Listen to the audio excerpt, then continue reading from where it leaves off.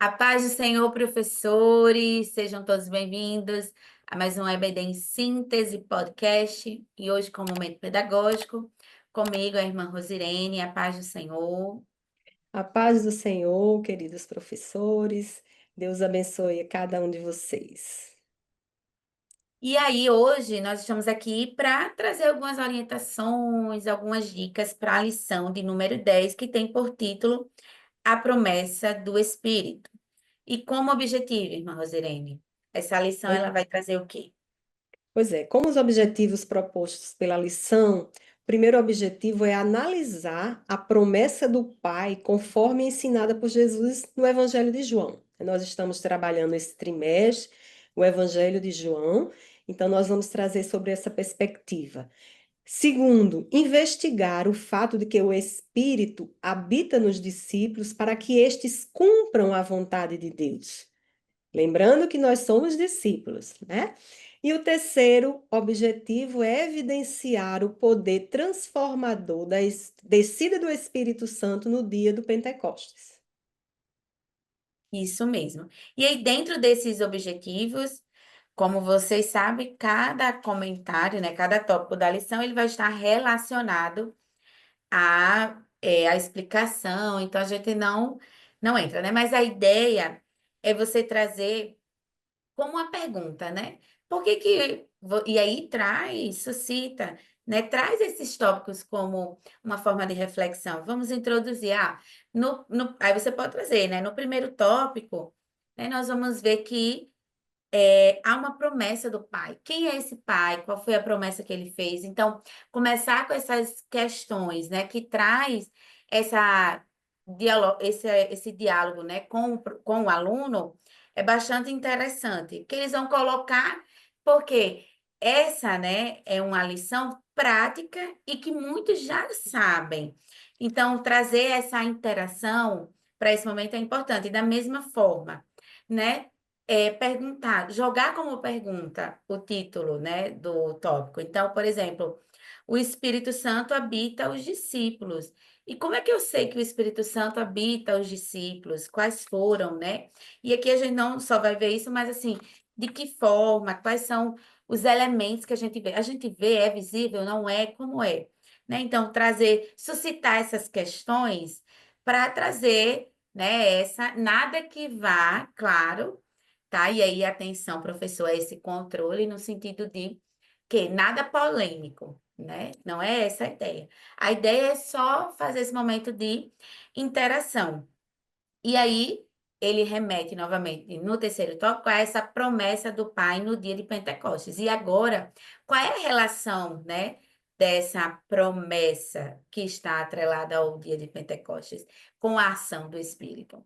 Então, você trazendo aí essas ideias para reflexão. Essa seria, né, uma das nossas orientações. Irmã Rosirene, sua. Pois bem, então o que é que nós entendemos, né? É um dos assuntos que a gente pode abordar para o aluno, que é exatamente essa promessa do Espírito. Em João, nós temos isso muito claro. Quando João ele nos diz lá em João 14:6, Jesus ele fala, né? Ele mesmo diz: olha, eu vou rogar ao Pai e ele vos dará um outro consolador para que fique com vocês sempre. Então, é a promessa do Pai, o Espírito de verdade que o mundo não pode receber.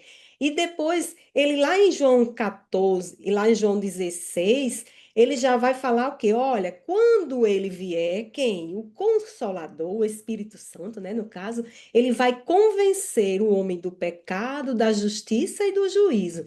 Então, veja, professor, eu acho que isso é muito importante, a nossa consciência de abordar isso para o aluno no sentido de que o espírito que convence o homem do pecado, da justiça e do juízo, este poder de convencimento nós recebemos quando nós recebemos Jesus Cristo como nosso Salvador. Então, todo crente salvo, ele tem o Espírito Santo com ele, que é diferente daquele Espírito Santo como revestimento de poder que vem lá no Pentecoste. Tá? Então, o professor ele tem que ser consciente quando passar isso para os alunos. Esse espírito de convencer, né, que diz exatamente lá em João 16, o convencimento é exatamente o espírito quando nós aceitamos a Cristo. Por quê? Porque a nossa mente ela vai fazer, vai capturar exatamente que nós somos pecadores, que nós necessitamos de um Salvador e este Espírito Santo habita em nós. Então, é um ponto-chave da nossa lição que nós precisamos de estar bem consciente para passar isso para os alunos.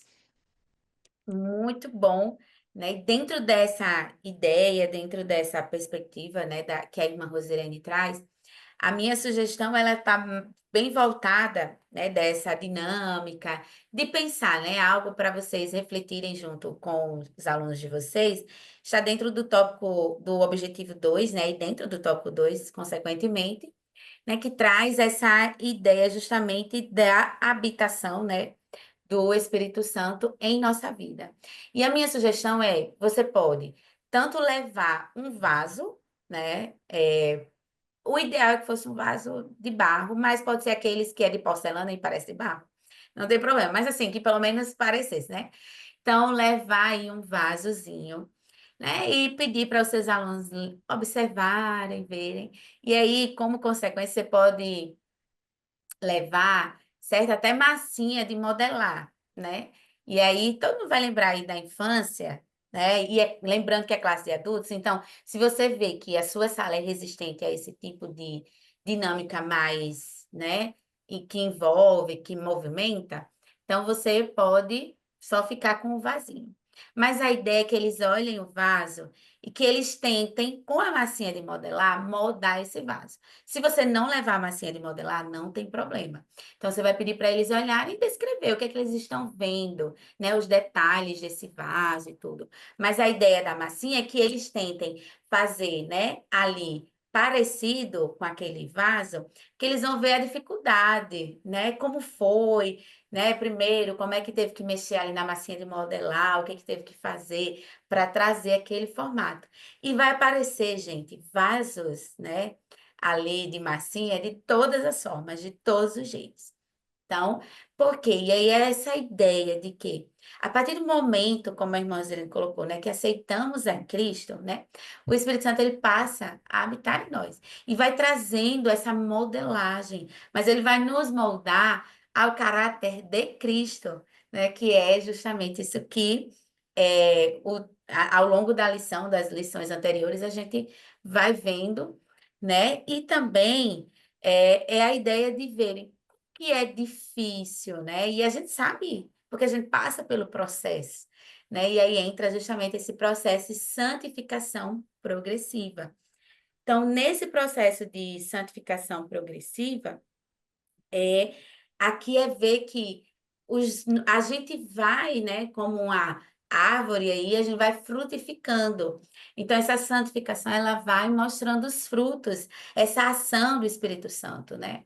E aí é algo visível mesmo, às vezes era o meu jeito de falar com o outro. Então, o Espírito, a partir do momento que eu permito que ele habite em mim, ele vai moldando o meu jeito de falar, o meu jeito de ser com o outro, de tratar o outro.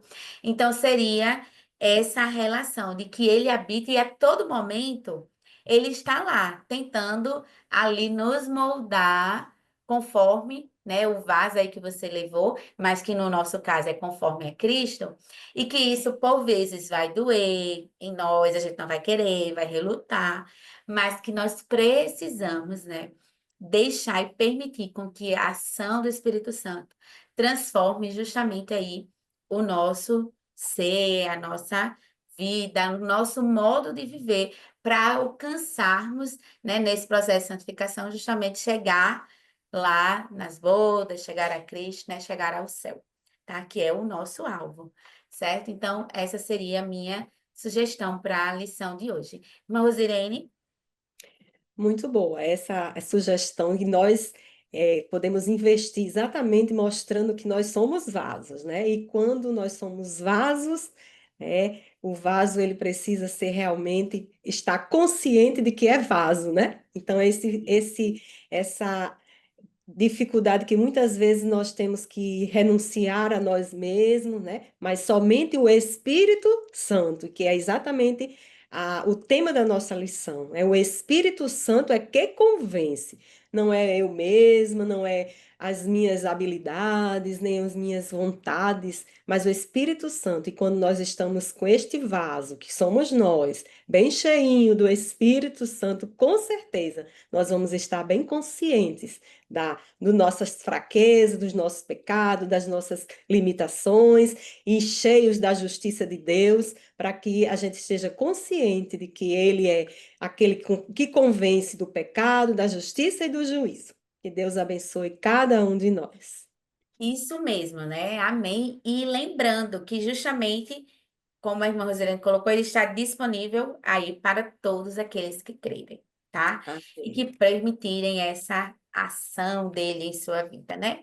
Então, agradecemos a direção do DENEC pela oportunidade, por você, professor, que tem nos acompanhado, que tem utilizado, né, as sugestões apresentadas aqui em suas aulas.